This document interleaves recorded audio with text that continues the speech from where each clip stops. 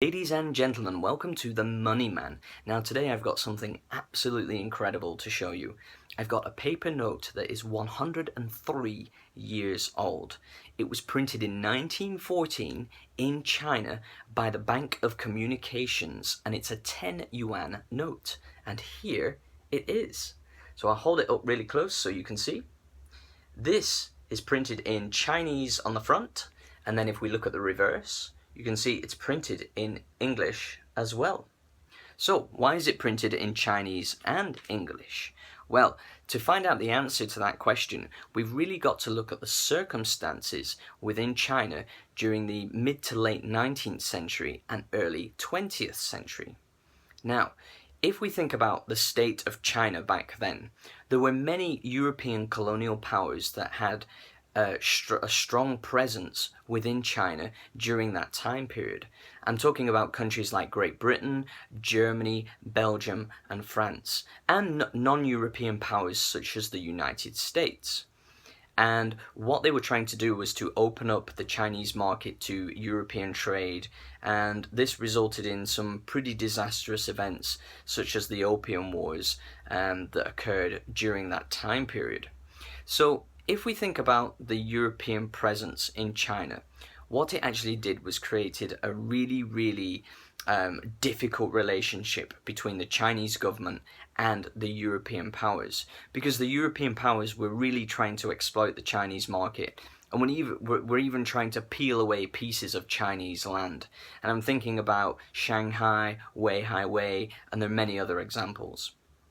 And although the Chinese really didn't like the Europeans and what they were doing to China and within China, they saw an opportunity to actually modernize and industrialize their country and bring it up to the standard of the modern age back then. So what they decided to do was allow the Europeans to actually invest in infrastructure projects within China. One such infrastructure project was the creation of a railway from Beijing down to a place called Hankou. Now, this project was actually overseen by a Belgian company supported by French investors.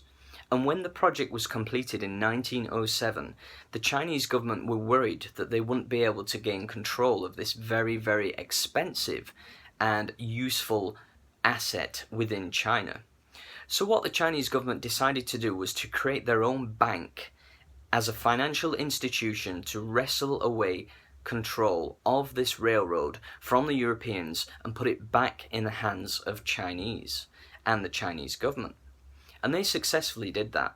So they created the Bank of Communications, and the Bank of Communications started printing its own paper notes in order to actually be used as a resource to actually reacquire this asset from the Europeans and put it back into the hands of the Chinese people. So I think this paper note here is just really steeped in history. I could really go on for almost over an hour if I wanted to talk about the whole story surrounding the creation of this bank and these paper notes, but I just wanted to put that story into a nutshell for you guys. I hope you've enjoyed this video. If you want to see some really great up-close images of this fantastic note, please go to my Facebook page down in the description. I'll put a link straight to this paper note so you can go and view it for yourselves. It's absolutely incredible. I'm going to actually try and sell this.